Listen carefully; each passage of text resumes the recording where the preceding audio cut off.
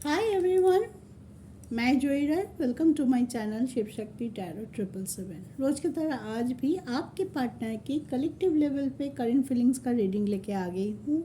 तो इस रीडिंग में हम देखते हैं कि आपके पार्टनर अभी इसी वक्त कौन सी एनर्जी में है, क्या है उनका कलेक्टिव एनर्जी और क्या है उनका करंट फीलिंग्स और क्या हो सकता है उस एनर्जी के बेस करते हुए उनका next move towards their relationship, आपके तरफ, इस रिलेशनशिप के तरफ। ठीक है, तो कल न्यू मून था, तो इस रीडिंग को आप आफ्टर न्यू मून इफेक्ट के हिसाब से भी देख सकते हैं। तो बहुत मैसिव चेंज हो सकता है। फुल मून और न्यू मून हमारी लाइफ में बहुत ज़्यादा चेंजेस लाते हैं, एनर्जी में फ़र्क पड़ता है। तो देख लेते हैं आफ्टर न्यू मून एनर्जी। और आज से नवरात्रि शुरू हो रही है, तो happy Navratri to all my viewers. देखते हैं माता रानी का भी क्या ब्लेसिंग रहेगा आप सभी के लिए। चलिए, on a very positive note आज का रीडिंग हम शुरू करते हैं। पहले टैरो से आपकी पार्टनर की कलेक्टिव लेवल पर एनर्जी चेक कर लेते हैं। ये कलेक्टिव, जनरल और टाइमलेस रीडिंग है। इसको इसी के तरह देखिए, ओपन माइंडली वीडियो को पूरा देखिए और कमेंट करके अपनी एनर्जी को क्लेम कीजिए, डिवाइन को ग्रैटिट्यूड शो कीजिए।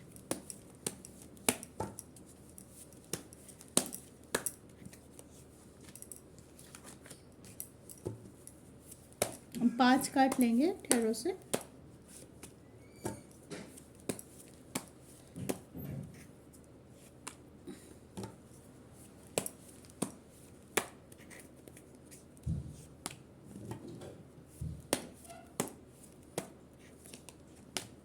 Okay, bottom of the deck है क्वीन ऑफ वॉन्ड्स।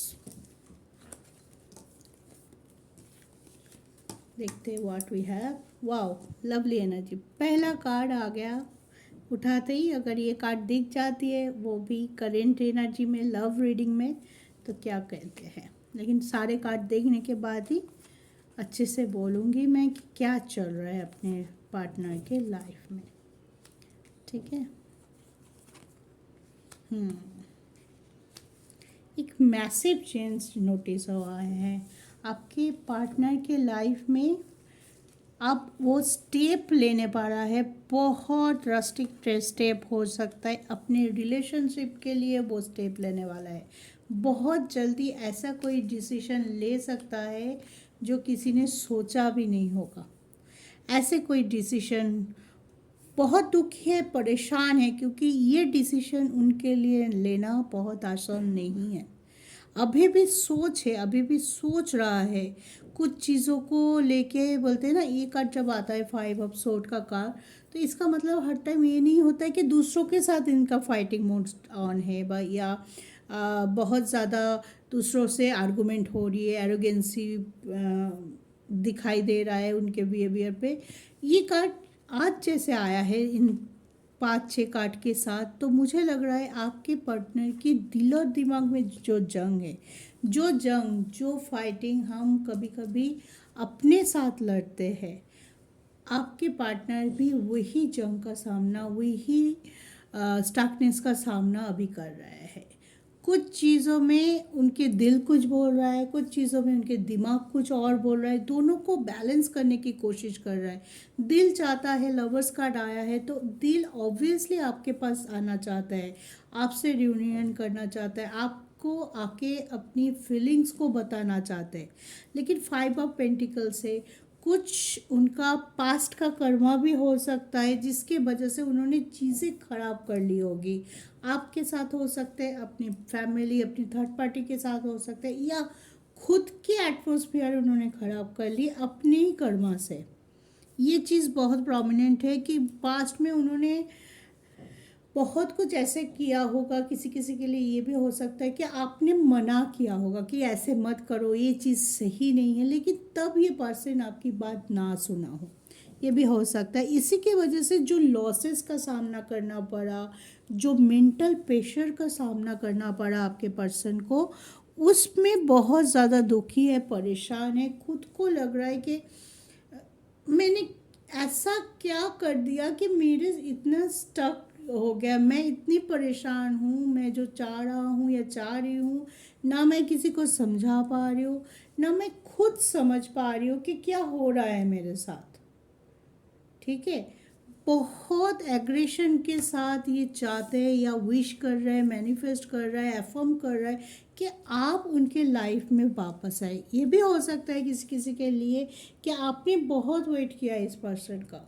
ठीक है, आपने इस पर्सन का बहुत वेट किया, आपने इनकी एरोगेंसी, इनकी ईगो, इनकी एटीट्यूड बहुत सहन किया, क्योंकि आपके दिल में इस पर्सन के लिए बहुत जगह थी, बहुत वेटिंग का स्पिरिट था, पैशन था, लव था।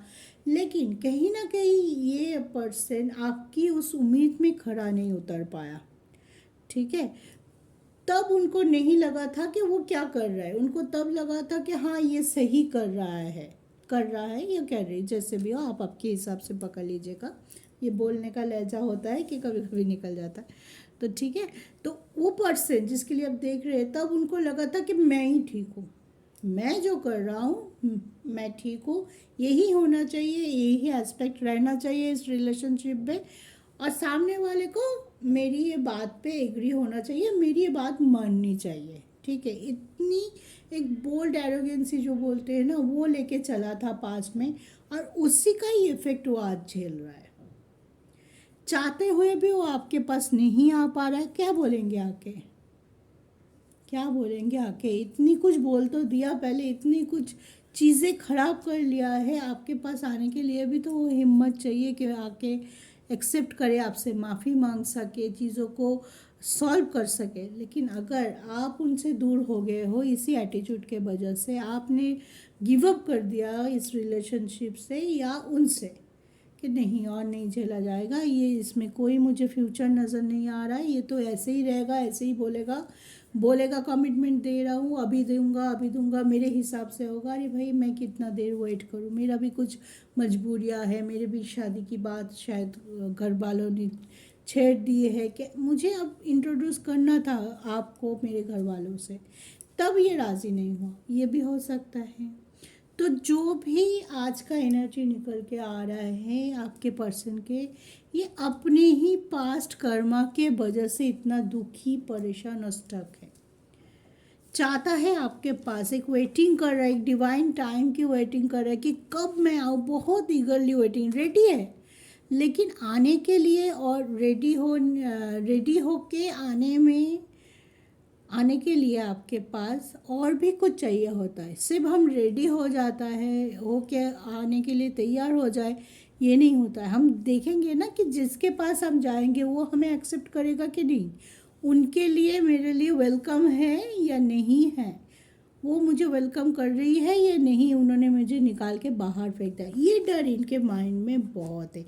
आपको बहुत पॉजिटिवली याद कर जाए, मे भी ये हो सकता है कि आपके लिए संदेशा भी भेज रहा है किसी थर्ड पार्टी नहीं बोलूँगी, थर्ड पर्सन के थ्रू, जो आपके कॉमन हो सकता है। ठीक है, डायरेक्टली बोलने का हिम्मत नहीं जुटा पा रहा है आपके पर्सन, आपके पास आना, अपने गिल्ट को एक्सेप्ट करना, जो हुआ है उसके लिए माफ़ी मांगना, ये चीज़ के लिए जो हिम्मत चाहिए, मे बी अभी तक वो हिम्मत इनके पास नहीं आया है, तभी ये पर्सन इतनी दुखी है, अपने दिलो दिमाग के फाइटिंग के बीच में फंसा हुआ है। कहीं पे दिल बोल रहा है जाओ जाओ जाओ, जाके माफ़ी मांगो, दिमाग वही पे है कि जाऊंगा ये हो जाएगा, जाऊंगा क्या मुझे एक्सेप्ट करेगा, खामों ही बेइज्जती हो जाएगा, ये भी सोच रहा है। क्योंकि ये पर्सन बहुत ज़्यादा, पहले मुझे लग रहा है बहुत ज़्यादा इगोइस्टिक हो सकता है, ये पर्सन बहुत ज़्यादा फायरी एनर्जी में हो सकता है कि मैं, ये मैं टैग बहुत ज़्यादा हो सकता है इनके पास। ठीक है, तो इसी में इनको टाइम लगेगा, लेकिन अगर आपको इंडिकेशन मिल रहा है, आपको ये एनर्जी रिसीव हो रही है कि ये पर्सन आपके पास लौटना चाहते हैं, अपने आप की कर्मा को बैलेंस करते हुए, जो उन्होंने पास्ट में आपके साथ किया है उस चीज़ का सही मायने में माफ़ी मांगते हुए। कभी कभी होता है ना, हमसे माफ़ी मांगते हैं कि लेकिन वो माफ़ी हमारी मन से नहीं होता है, एकदम इंटेंशन ख़राब होता है कि अभी माफ़ी मांग लो, चीज़ें सॉल्व हो जाएगा, फिर देख लेंगे, ऐसे इंटेंशन, ऐसे लाइट एनर्जी में भी बहुत लोग होते हैं। लेकिन आपको समझना पड़ेगा कि ये एक्चुअल में चेंज होके आपके पास आना चाहते हैं। सच में इन्होंने जो जो आपके साथ किया है, सच में क्या ये सॉरी है फॉर दैट? अगर आपको लगे कि हाँ ये पर्सन सच में अपने काम के वजह से, अपने कर्मा के लिए बहुत गिल्ट में है, बहुत दुखी है, बहुत परेशान है, चाहते हैं चीज़ों को बदलना और इनका इंटेंशन भी सही है, ये नहीं है कि आपके साथ थोड़ी दिन के लिए ये करे फिर से वही नेगेटिविटी स्टार्ट कर दे। अगर आपको लगे कि ना ये इंसान अब चाहता है कि आपके साथ फ्यूचर में चलने के लिए, एक साथ होके आगे बढ़ने के लिए, आपको वो डिग्निटी, आपको रिस्पेक्ट देना चाहते, तब आप सोच सकते हैं इस पर्सन के बारे में। लेकिन आपको अगर फिर से ये लगे कि नहीं इन्होंने बहुत ऐसा कुछ किया कि मैंने बहुत माफ़ किया, लेकिन हर बार ये मुझे ग्रांटेड लेता है, तो इस बार तो मैं मौका नहीं दूँगा, ऐसे अगर फीलिंग्स आ रही है तो इज़ अप टू यू। आप जो डिसाइड करेंगे वैसे ही आप इनको ट्रांसफ़र कर सकते हैं। ये टोटली आप जिस किसी के भी गाइडेंस ले, जिस किसी भी एनर्जी देखे, हमेशा मैं ये बोलती हूँ कि जो भी एनर्जी आया हो उसका दो पहलू होता है, एक इनके तरफ से, एक आपके तरफ से। दोनों को मिला के जब रिलेशनशिप दोनों का पार्ट है, दोनों ही सेमली इक्वली इम्पॉर्टेंट है एक रिलेशनशिप के लिए, तब मैं ये भी बोलती हूँ कि ये पर्सन क्या चाहता है वो 50% है, आप क्या चाहते हो। उनके इस एनर्जी के देख के या एनर्जी को फील करते हुए अगर आप तक पहुँच रही है उनकी एनर्जी, तब आपको डिसाइड करना है कि what you want to be. ठीक है, वो कोई प्रेशराइजेशन नहीं होना चाहिए। आप अगर किसी प्रेशराइजेशन में आके कोई डिसीजन ले रहे हैं, चाहे वो आप हो चाहे वो आपके पर्सन हो, वो ज़्यादा देर तक उसकी ड्यूरेबिलिटी नहीं रहेगा, जो कि यहाँ दिखाई दे रहा है। इंटेंशन देखिए, इंटेंशन चेक कीजिए। अगर इंटेंशन प्योर है इस पर्सन के, देखिए गलती सबकी होती है, हम इंसान हैं, भगवान तो नहीं है। ये पर्सन भी पास्ट में गलती किया होगा, आपको दुखी किया होगा, आपकी हार्ट ब्रेक किया होगा, आप बहुत वेट किए हैं, बहुत टाइम दिया है, फिर भी ये पर्सन आपको बार बार दुखी दिया है, आपको डिसअपॉइंट किया है। लेकिन फिर भी अगर ये पर्सन लास्ट चांस चाहते हैं और उनकी इंटेंशन ट्रू है, आप तक पहुंच रही है उनकी वो वाइफ कि आपके पास वो सच में आना चाहते हैं और पास्ट में जो भी कर रहे हैं उस चीज़ की माफ़ी मांगते हुए, उस चीज़ को भूल के, अपने आप की नेगेटिविटी को संभालते हुए पॉजिटिव होके, बैलेंस होके आपके साथ आना चाहता है और आपको सेम रिस्पेक्ट देना चाहता है जितना रिस्पेक्ट आप इसको देते हैं। तब आप कोई पॉजिटिव थिंक रख सकते हैं, पॉजिटिव सोच रख सकते हैं, आपकी डिसीजन उसके हिसाब से आप ले सकते हैं। ठीक है, चलिए देखते हैं मोनोलॉजी से आप लोगों के लिए क्या गाइडेंस आया है। मैं 3 कार्ड लूँगी मेरे व्यूअर्स के लिए। पहले व्यूअर्स का रीडिंग देखूँगी, मतलब कार्ड देखूँगी, फिर 3 कार्ड लूँगी आपके पर्सन। ओके, देखते हैं न्यू मून का इफेक्ट क्या हुआ है मेरे व्यूअर्स के एनर्जी में। पहले मैं व्यूअर्स के लिए card निकालूंगी 3।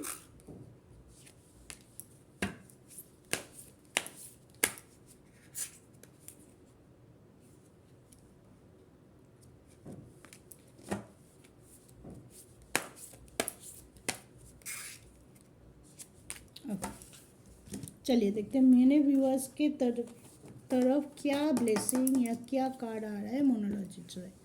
What do you need to release. देखिए क्या आप चाहते हैं, आपकी पॉइंट ऑफ व्यू बहुत मायने रखता है, आपकी डिसीजन बहुत मायने रखता है। वो क्यों? क्योंकि इट्स योर लाइफ। जो भी आप आज डिसीजन लेंगे उसका इफ़ेक्ट आपको फ्यूचर में दिखाई देगा, या कोई मैसिव डिसीजन होगा तो उसका इफ़ेक्ट हमें पूरी ज़िंदगी लेके चलना है। तो यूनिवर्स आपको यही बोलना चाहते हैं कि आप आज क्या चाहते हैं, क्या करना चाहते हैं, बहुत सोच समझ के आप कीजिए। आपकी डिसीजन बहुत इम्पॉर्टेंट है। अगर आप कुछ चीज़ों को हमेशा के लिए अपनी लाइफ से लेट गो करना चाहते हैं, रिलीज़ करना चाहते हैं, कर सकते हैं। किसी को माफ़ करके आगे बढ़ना चाहते हैं, कर सकते, कोई मैसिव डिसीजन ले सकते। जो भी लेंगे सोच समझ के लीजिए, अपने ऊपर ट्रस्ट रखते हुए लीजिए। Adjustment are require. अगर किसी बात पे आपको थोड़ा बहुत एडजस्ट करना पड़ा, जैसे कि ये फिर टैरो से हमें दिखाई दिया कि ये पर्सन बहुत कुछ किया है, आपने बहुत दुख किया, बहुत ज़्यादा नेगेटिविटी इस पर्सन की तरफ से आपने झेला है पास्ट में, ठीक है। उसको सोच सोच के आज भी शायद आप रोते रहते हैं, आज भी शायद आप जब भी वो चीज़ सोचते हैं आपके दिल में दर्द होता है, चीज़ें खराब हो जाती है, आप एक अजब नेगेटिव एनर्जी में चले जाते हैं। फिर भी बोलेंगे कि अगर ये पर्सन आपके पास लौटना चाहते हैं और उनका इंटेंशन सीख है, आपको लग रहा है कि हाँ इस बार ये पर्सन मुझे और दुख नहीं देगा, तब थोड़ा सा एडजस्टमेंट आप भी कर सकते हैं, ताकि एक मौका उनको भी मिले जब कोई पर्सन सच्ची में सॉरी फील करे या चीज़ों को सही करना चाहिए, उसको मौका मिलना चाहिए। तब तब कब? जब आपको लगे कि ये पर्सन सच में सॉरी है अपने एटीट्यूड के लिए, अपने किए गए कर्म के लिए, आपके साथ इस रिलेशनशिप में उन्होंने जितनी नेगेटिविटी डाली है पास्ट में, उससे अगर ये सच में बाहर आना चाहते हैं तो आप एक मौका उनको दे सकते हैं। Last card, the energy is gaining momentum.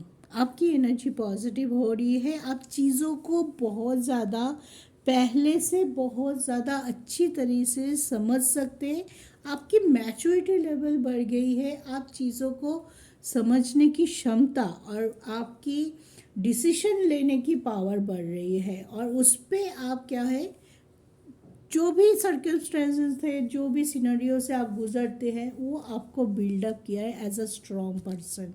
तो आप अपनी इसी मोमेंटम में, इसी पॉजिटिव एनर्जी लेके आगे बढ़िए। जो भी आपका डिसीजन होगा उसमें डिवाइन का साथ आपको मिलेगा, डिवाइन का ब्लेसिंग आपको मिलेगा। सिर्फ अपने ऊपर ट्रस्ट रखिए, किसी भी तरह से किसी के मैनिपुलेशन, किसी के डोमिनेंसी में मत आइए। जो भी डिसीजन लेना है बहुत सोच समझ के अपने इंट्यूशन को और अपने इंटेलिजेंस को काम पे लगाइए, उसके हेल्प लेते हुए डिसीजन लेंगे तो वो डिसीजन आपके लिए सही रहेगा, ठीक है। तो चलिए अब देखते हैं मेरे व्यूअर्स के पार्टनर के लिए क्या ब्लेसिंग रह रहा है मोनोलॉजी से आफ्टर न्यू मून, क्या गाइडेंस रह रहा है डिवाइन से, ठीक है। यहाँ पे भी मैं 3 कार्ड लूँगी।